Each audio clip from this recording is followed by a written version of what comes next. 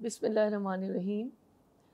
इस वक्त जो ख़ित्ते की, हमारे मुल्क की और पड़ोसी मुल्क की जो सूरत हाल है वो काफ़ी परेशान कुन है। लेकिन ऐसा नहीं है कि हम मायूस या गमज़दा होकर कोनों खुदरों में छुप जाएं या अपना शहर छोड़कर कहीं और शहरों में जाएं कि शायद यहाँ पे अटैक ना हो। हमारा दीन इसकी हमें तालीम नहीं देता। हमारा दीन तो ये कहता है कि तुम जिहादन कबीरा करो, और जिहाद सिर्फ महाज पे नहीं होता। जिहाद तहरीर के ज़रिए भी होता है, तकरीर के ज़रिए भी होता है, हमारे रोज़ो शब से भी होता है, हमारे अमल से भी होता है, हमारे किरदार से भी होता है, और हमारी किरदार की जो खूबियाँ हैं उससे भी वो एक मिसाल दुनिया के सामने पेश करता है। एक मर्द मोमिन इंतहाई ताकतवर होता है, वो कभी भी बुज़दिल नहीं होता। ताकतवर सिर्फ मटीरियल लिहाज से नहीं या जिस्मानी लिहाज से नहीं, बल्कि उसके आसाब भी बहुत मजबूत होते हैं। हमें ये मिसालें ग़ज़वे बदर के मौके पे नज़र आईं, और ऐसे बेशुमार मौके जो हमें नज़र आती।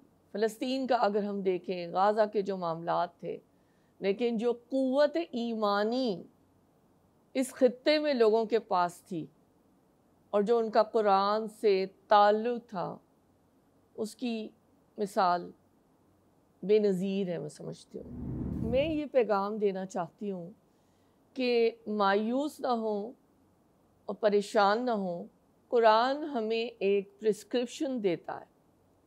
कुरान करीम हमारा रहनुमा है, ये अल्लाह की किताब है। मैं हमेशा कहती हूँ इसका हर्फ अल्लाह की तरफ से नाजिल करदा है। तो क्या हमारे ईमान इस वक्त मजबूत हैं या हम परेशान बैठे हैं? आज जबकि दुश्मन चारों तरफ से हमला आवर हो चुका है, अभी तो हम ये बात कर रहे थे और दुआएं कर रहे थे और डायलॉग की बात कर रहे थे, सुलह की बात कर रहे थे, और अगर कोई ऐसी शबखलिश, एक स्ट्राइक्स शुरू हुई थी तो हम जंग बंदी, सुलह और इस रास्ते के पर जा रहे थे या डायलॉग की तरफ। लेकिन अब सूरत हाल बिल्कुल दूसरी है। तो आइए कुरान करीम से रहनुमाई लेते हैं और देखते हैं कि हम इस बहरान से कैसे कामयाबी से निकल सकते हैं। या अय्युहल्लज़ीना आमनू इज़ा लक़ीतुम फ़िअतन फ़स्बुतू वज़्कुरुल्लाह कसीरन लअल्लकुम तुफ़्लिहून। وأطيعوا الله ورسوله ولا تنازعوا فتفشلوا وتذهب ريحكم واصبروا إن الله مع الصابرين۔ पहला स्टेप, पहली रहनुमाई क्या है? पहला रहनुमा असूल साबित कदमी, फस्बुतू, जमे रहो। देखिए, फिर गौर फरमाइएगा, ये हुक्म सिर्फ मैदान जंग के लिए नहीं है, बल्कि हर महाज पर डट जाने का पैगाम है।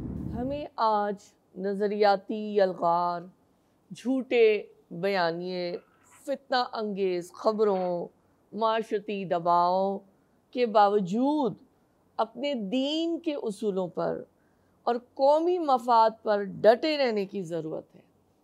मैं दोबारा ये कहूँगी कि मरऊब होने, मायूस होने या नफ्सियाती शिकस्त खाने के बजाय हौसले, गैरत और अज़ीमत से आगे बढ़ना ही सबात है।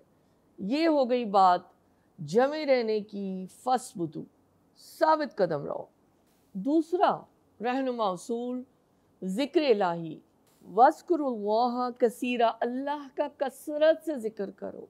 आज हम मुख्तलिफ़ चैनल्स को तो देख रहे हैं, ہر طرف سے خبروں کی الغار ہے، اور ایک دوسرے سے ہم بات بھی کرتے ہیں اور ڈسکس بھی کر رہے ہیں، وہ ٹھیک ہے۔ مومن جو ہے وہ باخبر ہوتا ہے، یہ حدیث بھی ہے اور ہونا بھی چاہیے، لیکن دور حاضر میں یہ جو مادی اسباب ہے، ہم اس کو سب کچھ نہ سمجھیں، بلکہ حقیقتاً میں یہ بات مسلسل سوچ رہی ہوں چند دنوں سے، اور کوشش بھی جاری ہے کہ اللہ کا ذکر وہی دل کو سکون دے سکتا ہے، وہی ہمیں امید، یقین اور روحانی طاقت عطا کرے گا۔ تو نمازوں کو بہتر انداز میں ہم کوشش کریں ادا کرنے کی، اللہ سے تعلق کو جوڑیں، دعا کریں، خلوت میں بھی اور جلوت میں بھی۔ یہ وہ روحانی اسلحہ ہے، یہ وہ ٹولز ہیں جو ہر مسلمان کو اللہ تعالیٰ کی طرف سے درکار ہیں، اور انہی کو استعمال کرنے سے ہمیں فائدہ ہوگا۔ تیسرا رہنما اصول سورہ انفال، وَأَطِیعُوا اللَّهَ وَرَسُولَهُ، اور اللہ کی اطاعت کرو اور رسول اللہ صلی اللہ علیہ وآلہ وسلم کی اطاعت کرو۔ اطاعت کیا؟ اطاعت قیادت اور اصول دین میں۔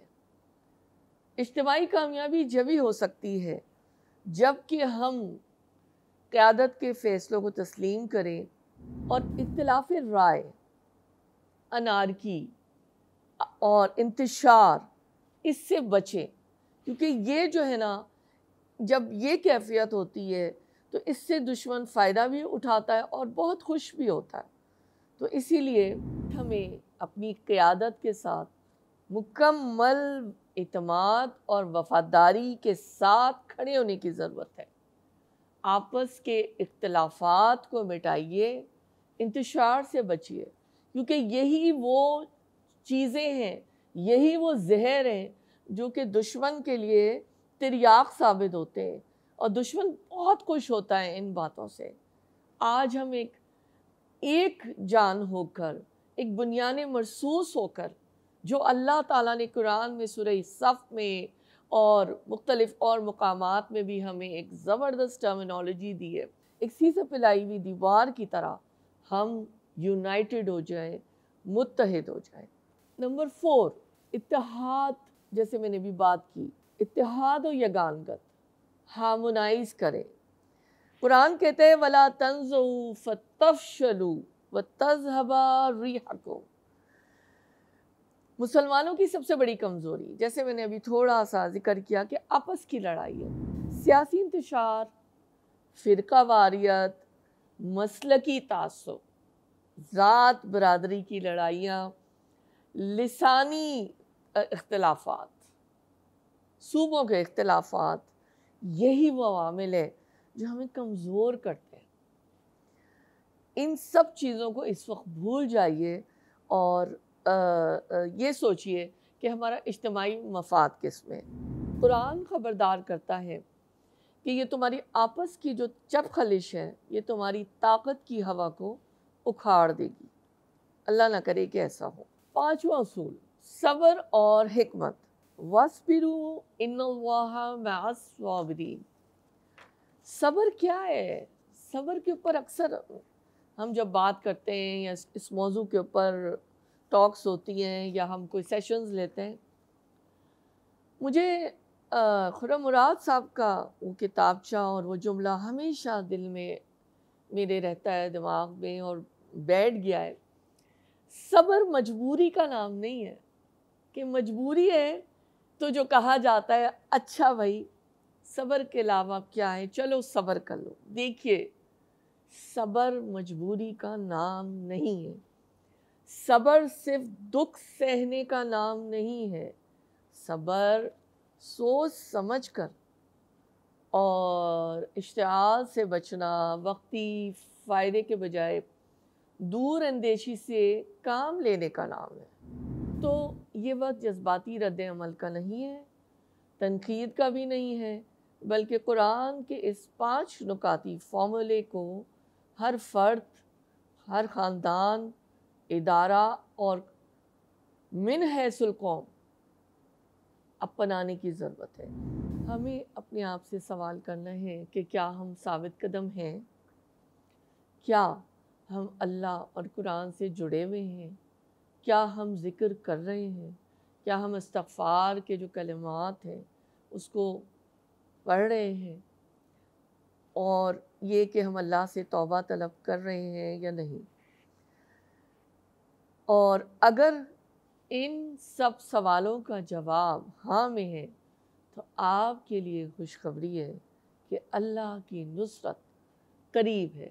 اذا جاء نصر اللہ والفتح